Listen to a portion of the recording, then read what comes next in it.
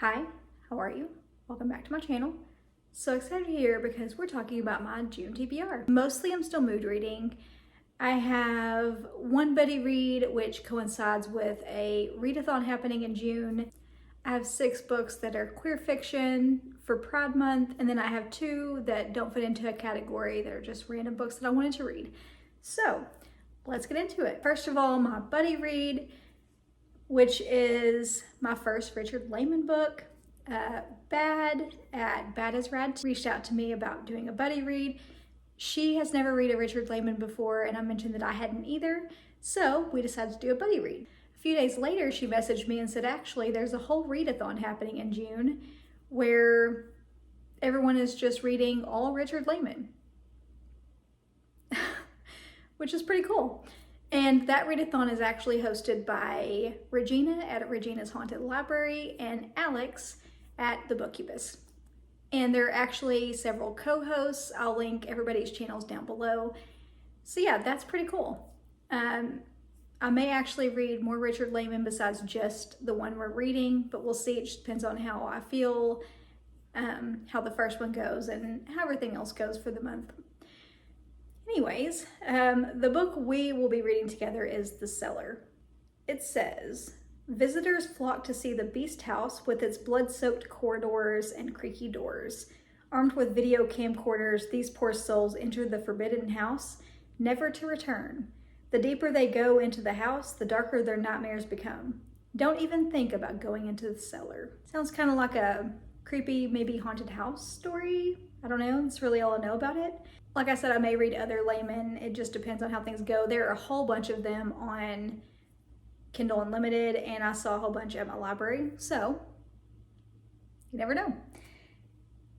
And I know Lehman isn't for everybody, but you know, I happen to like trashy books. Actually, that's sort of kind of my thing, so we'll see how it goes. The next 4 are queer horror. And the first one is Psychic Teenage Bloodbath 2 by Carl John Lee. I read the first one in May, really loved it. You'll be hearing my thoughts in my May reading wrap up. But I'm not gonna tell you fully what this one is about just because it's a sequel. But the first one is a Carrie retelling, but make it extreme. So yeah, it was brutal, but really good, really enjoyed it. And I'm really looking forward to reading this one. Look at the cover, by the way. It's really good. Love this cover.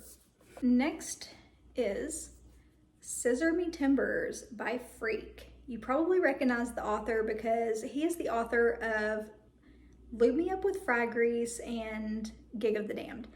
One of my favorite authors, especially of queer horror, or really any horror. This is also extreme. Don't really know much about this book. I believe it is like religious trauma and also just lesbian nuns. That's really all I know. The back is like a prayer, so I'm not really going to read you the back. The back is stunning though. Look how pretty this is. It's really excellent. And yes, that stained glass window is what you think it is. And I'm obsessed with this cover. It's just amazing. Another thing that got my attention, I have stickers in here, but another thing that got my attention is the dedication, because Freak was raised Catholic, and I believe maybe he has some religious trauma. Okay, so dedicated to the Catholic Church. It took me a while, but I finally got my licks in. Consider us even. That's gotta be one of the best dedications I've ever heard. It's just amazing. I love it so much. Oh, okay, so there's also this thing in the beginning. It says, "Saints be praised. Oh, you found me. Well, since you did, I came to offer a warning. This is not a Bible in your hands. It's far from it, actually. There's elements of extreme horror, graphic sex scenes, and tasteless humor. Not to mention the sacrilege abounds. It's intended for the most crude and those who care not about their entry into the heavenly gates. The cover alone has a plethora of sins, so unfortunately I can't give you my blessing.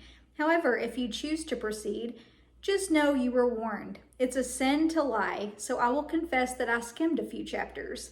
The impure thoughts did abound, but I repented and begged for forgiveness. I suggest you do the same, especially if you are prone to rampant fanny flutters. I'll pray for you, Sister Calliope. That's just a little taste of his humor. He has, like I said, the best sense of humor ever. I freaking love him. Yeah, this will be my third book by him. I gave both of his others 5 stars. And then I'm finally getting to Bury Your Gaze by Chuck Tingle. From my understanding, this is about like I don't know if he's a screenwriter or producer. I'm not real 100% sure. But he's big time. He's in Hollywood, and he's told by the higher ups that he needs to kill off his gay characters. And he's like, fuck y'all, no I will not. And that sort of puts a target on his back, and things go from there. That's all I know about it. I'm told this is very good, and I'm really looking forward to it, finally getting around to it. Next we have a horror anthology, and this is Queer Little Nightmares. Freaking love this cover. This is multiple authors, and it says on the back, throughout history, monsters have appeared in popular culture as stand-ins for the non-conforming and the marginalized. Relegated to the shadows as objects of fear, revulsion, and hostility, these characters have long conjured fascination and self-identification in the LGBTQ+ community, and over time, monsters have become queer icons. The striking and playful stories and poems in Queer Little Nightmares remove queer monsters from the subtext and place them front and center. Goes from there. Queer Little Nightmares poses the question, what does it mean to be and to love a monster? Yes, very excited about this. This has been on my shelf forever. Sometimes I have a hard time with like short story collections, but I've been really wanting to read this one. I really need to get to it. What better time than Pride Month? The next 2 are queer like literary fiction. First one is Perfume and Pain by Anna Dorn. This one I got in an aardvark book box a while back. Been meaning to read it. This one is about like a recently canceled novelist, and she's really not doing great. She's found herself back in this like Zoom writers group that she had co-founded, but I don't think she really wants to be back in this group. She's having a hard time getting back into writing. In this writers group, what is it called? Sapphic Scribbles. It's really a great name for a writers group. But she also really loves perfume. That's another thing. She really loves perfume, which is the title of the book. But anyway, she's throwing herself into all these different sexy distractions. It says first there's Ivy, a PhD student researching 1950s lesbian pulp fiction, and then Penelope, a nosy neighbor living off Urban Outfitters settlement money. When actress and influencer Kat Gold wants to adapt Astrid's previous novel for TV, Astrid finally has a chance to resurrect her waning career.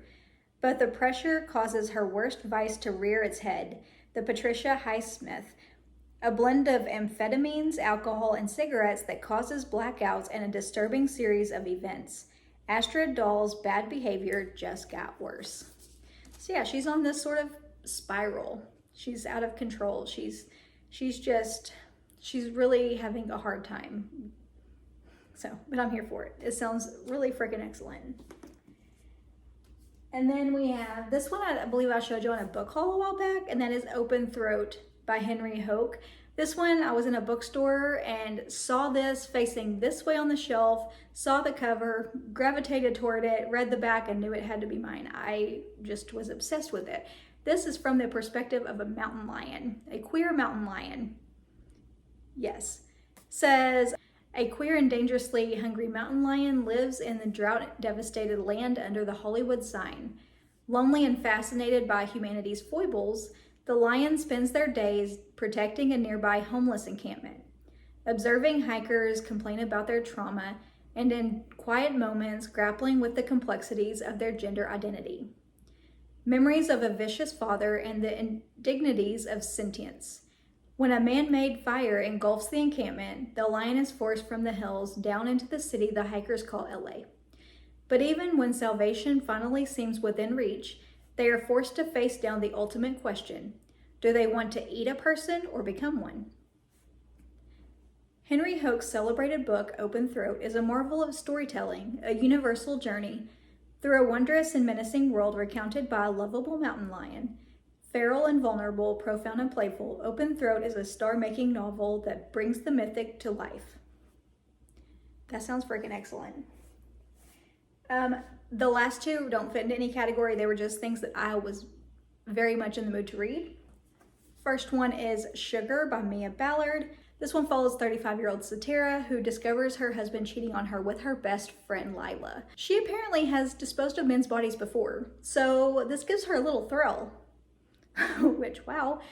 But unfortunately, Lila, her best friend, is just dying to expose her guilt. So there's this whole tangled web that she's weaved for herself.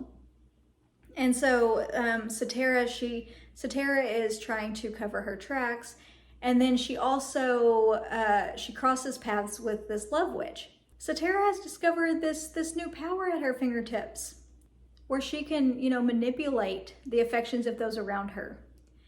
Unfortunately, even though she can kind of bend others to her will, she cannot control her own feelings, her own emotions, her own heart, It says, prepare for a darkly compelling journey where the boundaries of desire and devastation blur and the quest for love becomes Satira's most lethal game. Doesn't that sound freaking excellent? And also, look at this cover. I'm kind of obsessed with this cover. This is another one where the cover drew me in. I love when that happens. And finally, A Certain Hunger by Chelsea G. Summers. This is one that I've been wanting to read for a long time. This one follows a food critic named Dorothy. And Dorothy, she writes about all this food, but actually she can actually cook circles around these chefs that she writes about. And as much as she loves food, she loves sex just as much.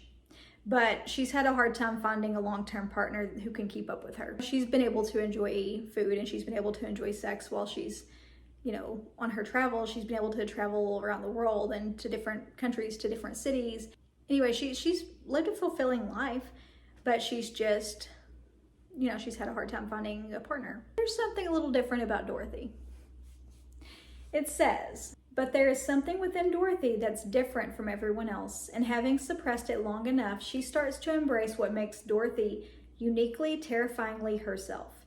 Recounting her life from a seemingly idyllic farm-to-table childhood, the heights of her career, to the moment she plunges an ice pick into a man's neck on Fire Island, Dorothy Daniels shows us what happens when a woman finally embraces her superiority. Yes. A satire of early foodism, a critique of how gender is defined, and a showcase of virtuoso storytelling, Chelsea G. Summers' A Certain Hunger introduces us to the food world's most charming psychopath and an exciting new voice in fiction. That sounds freaking excellent. Like a woman coming into her power, a woman finding herself. I don't know, but it sounds amazing. So that's all for the books. You could tell I'm in a bit of a mood. I'm still mood reading. I'm still just reading whatever I want to. Also, I was on my friend's podcast, my friend Shell, on Hitting the Streets podcast. I'm going to link the episode down below. It's for Spotify, but you can listen to it wherever you listen to podcasts. Just look up Hitting the Streets podcast. We're doing a show called Beyond the Dark Pages, and we talk about horror, thrillers, true crime, mystery, and we had a lot of fun on the latest episode. We do a book club every month, and we just, whatever the latest book we're reading, we all come together and talk about it. So that is what we did. There were just 3 of us at the latest one, which is the smallest group we've ever had. So we decided to do an impromptu podcast.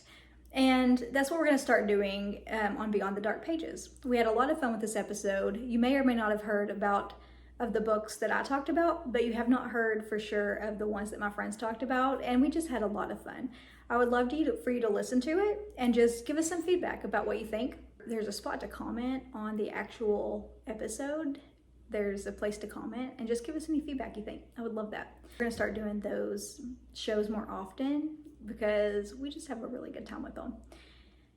And I will also link Shell's channel down below as well.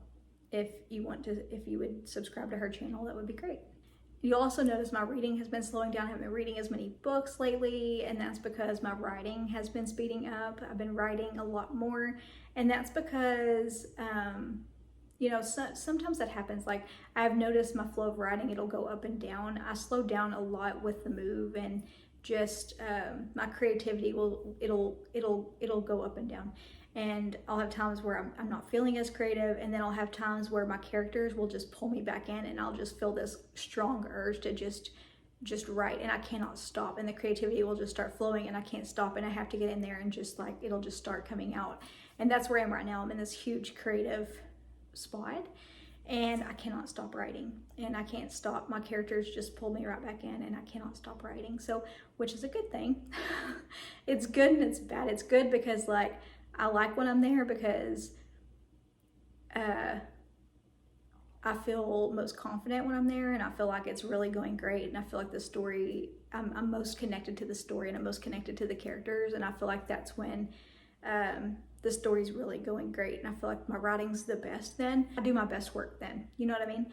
So that's great. But what is not good is I'm neglecting everything else. I don't mind neglecting my reading, like that's not as big of a priority, but like I neglect everything when I'm there. Like I don't want to do anything else. Like I will forget to eat, and I'll forget to do everything. Like I have to be reminded to do things, like take my medicine or eat or sleep or anything, and it's really bad.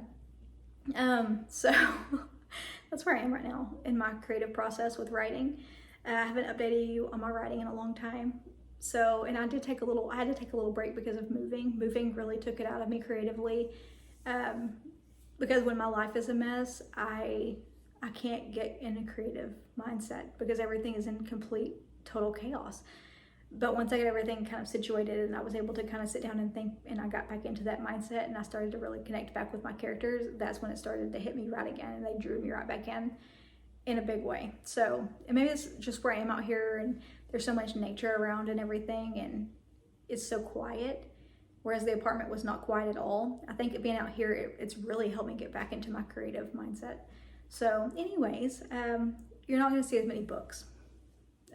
I may or may not get to all these. I did not get into all the ones in May.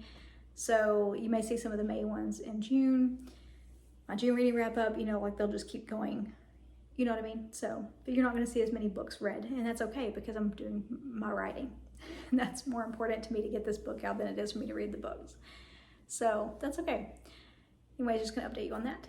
Next week, I will have my queer horror recommendations for you. Some books that I have read and loved. Can't wait to get that out to you for Pride Month. I will see you next Friday. Bye for now.